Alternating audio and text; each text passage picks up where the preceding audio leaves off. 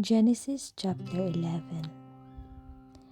At first, the people of the whole world had only one language and used the same words. As they wandered about in the east, they came to a plain in Babylonia and settled there. They said to one another, "Come on, let's make bricks and bake them hard."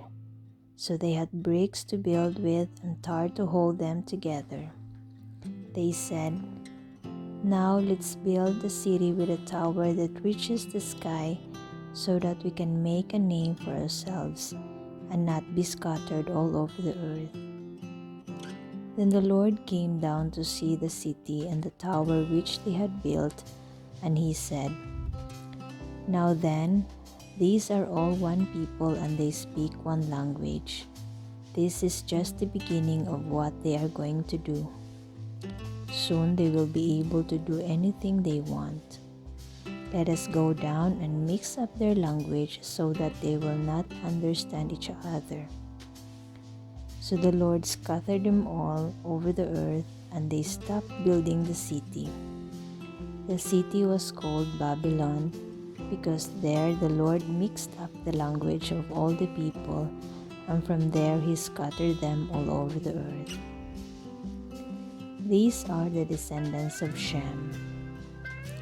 2 years after the flood, when Shem was 100 years old, he had a son, Arpachshad. After that, he lived another 500 years and had other children. When Arpachshad was 35 years old, he had a son, Shelah. After that, he lived another 403 years and had other children.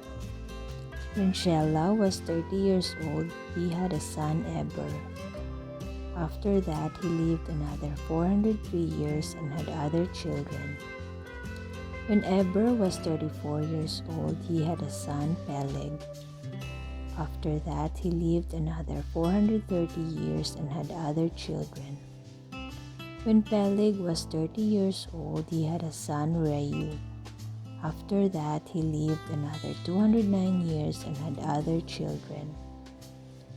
When Reu was 32 years old, he had a son, Serug. After that, he lived another 207 years and had other children. When Serug was 30 years old, he had a son, Nahor. After that, he lived another 200 years and had other children. When Nahor was 29 years old, he had a son, Terah. After that, he lived another 119 years and had other children. After Terah was 70 years old, he became the father of Abram, Nahor, and Haran.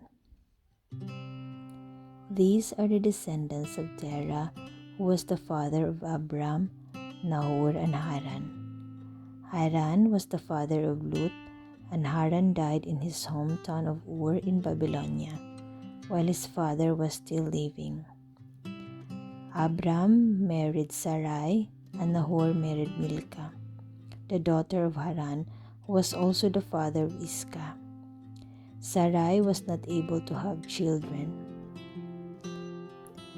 Terah took his son Abram, his grandson Lut, who was the son of Haran, and his daughter-in-law Sarai, Abram's wife, and with them he left the city of Ur in Babylonia to go to the land of Canaan. They went as far as Haran and settled there. Terah died there at the age of 205. End of Genesis chapter 11. Here you can take a few moments of prayer and meditation.